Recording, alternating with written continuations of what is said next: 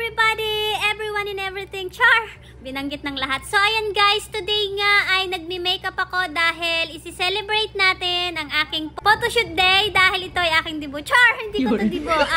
Anyway guys, wala lang. Nakisali lang ako at ayun nga, napagtripan nga nila akong ayusan. Tapos, ayun, magpipicture-picture daw kami. So, let's go, let's see! Baka pinipil mo lang yung hangin.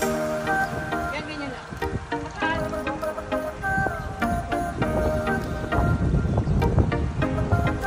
Tindig ba? Touch mo ito dito. Ha? Okay, dyan ba?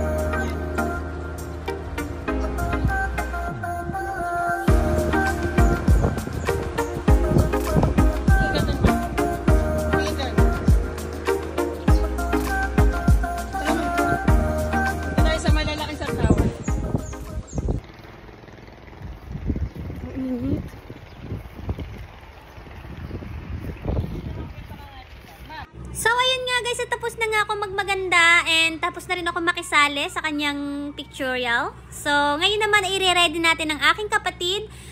Kung makikita nyo dito ang ating makeup artist, meron tayong dalawang makeup artist. I can drop their Facebook account kung gusto nyo ng makeup artist na magaling.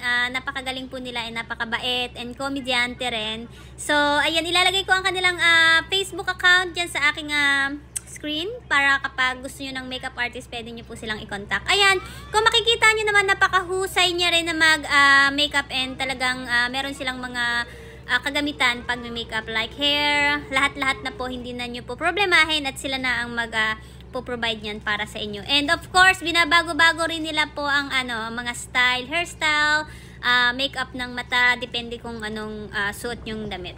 So, ayan, kung makikita nyo, naka-hair extension ang aking sistiret and napakaganda, bumagay talaga sa kanya. And now, yes, magsisimula na tayong mag-ready. I mean, yes, pupunta na tayo sa area kung saan tayo magpipicturan. And, ayan, tingnan natin kung paano ang mga post na ituturo sa kanya ng ating cameraman. So, let's go guys! Let's check it out!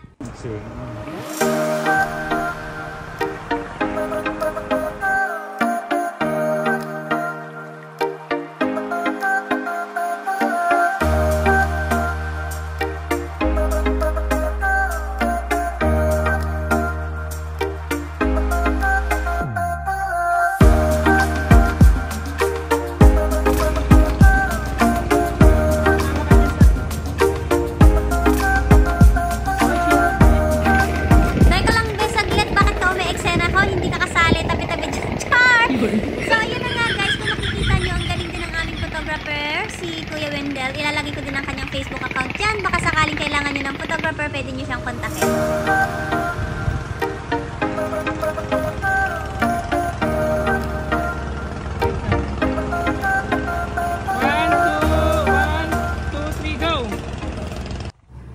Sobrang init and sa ilang oras namin pagpipicture sa field ay talagang kinailangan namin mahinga dahil sobrang uhaw, sobrang init, nakakasunog ng balat and talagang na-stress na rin yung aming debutante. Hindi na siya ngumingiti guys, kaya kailangan niyang umupo ng saglit. And ayan nga, ang aming photographer syempre sinasamantala niya na maaga pa dahil sabi niya mas mainit later, kaya naman ayun, hindi pa rin sila makahinto ng pagpipicture. Kaya heto, tingnan natin.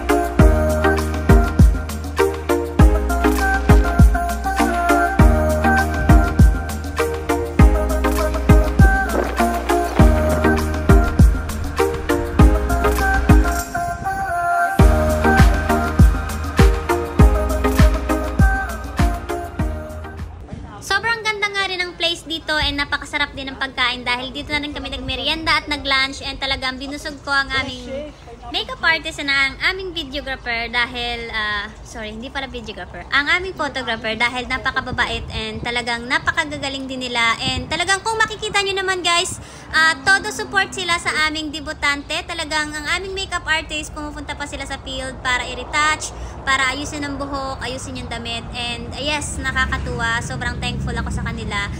And guys, andito nga pala kami sa Girasoles Farm. Yes, dito ito sa Candelaria. Kung gusto nyo ng lugar kung saan mag-pictorial, pwede kayo dito. And masarap ang kanilang mga pagkain dito. Yes, hindi kayo magugutom. And yes, mababait din ang staff dito. And mura lang guys. Ayun, nag-promote. Hindi lang ako magpo-promote. Basta si Sir mabait din yung nagtimpla ng Diyos. Diyos! Ano ba naman Bisaya man eh? Yes, nagtimpla ng mga juices. Ang sabi ni Sir, mga fresh juice daw yun. And yes, masarap naman, na-enjoy naman namin.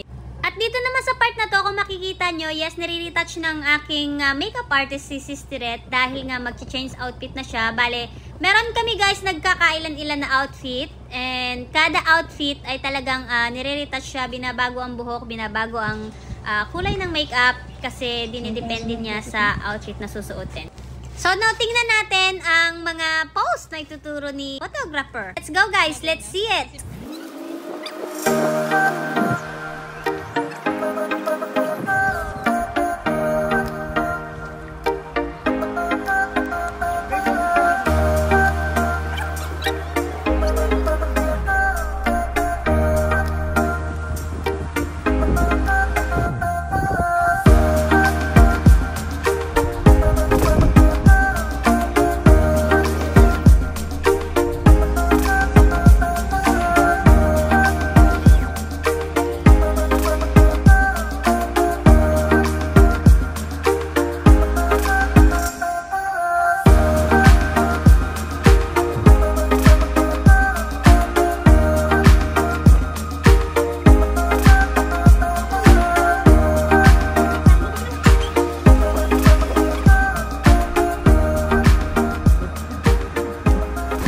Hindi ka makikita yung gili-gili mo dito, promise. Hindi na, ganun.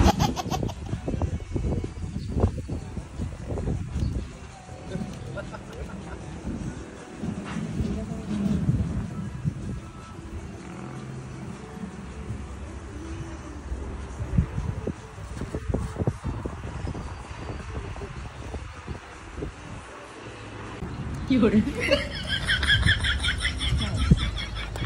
Yun. Wow. Sana all may asawa, ano? Kala ko yan, no? Kala ko dati kang kumagay. Hindi naman.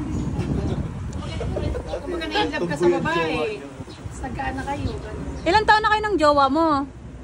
Next to you, 2011. Ay, kayo talaga yung tinadhana. Sa 2012 hanggang 2008, nakalap ng jowa. Wow! Oh, ganda. Masalimutan ko hindi. Alam nyo ba guys na I grow up sa mahirap na family? Nanay ko, tsaka tatay ko, mahirap lang talaga sila. Ang tatay ko dati isang painter lang. Tapos ang mom ko, ang tawag doon, house katulong. Sa bahay lang siya, I mean, hindi siya nag-work. Parang katulong siya ng mga anak niya. Ganon. So, yes guys, so hindi ko talaga na-experience mag-debut kasi wala namang pera ang aking family and I had to work nga para makapag-aral hindi ko rin naman natapos ang pag-aaral ko.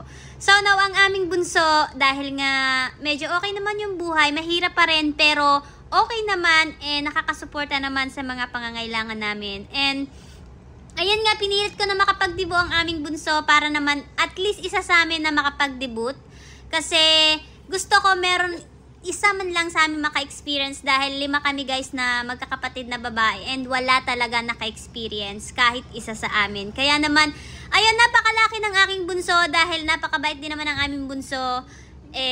Ayan, ipaparanas ko sa kanya kahit papano. Ayan, magtiis ganda kate. 'Di ba ang kate? Yun ang mahalaga. Gusto ko siya mapasaya ngayong 18 years old niya. Kahit medyo mabigat sa bulsa dahil hindi naman tayo mayaman. Pero yun nga, susuportahan ko siya na mag-debut. And wala, wish ko lang na, anong wish no? Hindi, ang gusto ko lang ay basta happy siya and happy ang mom ko para sa kanya.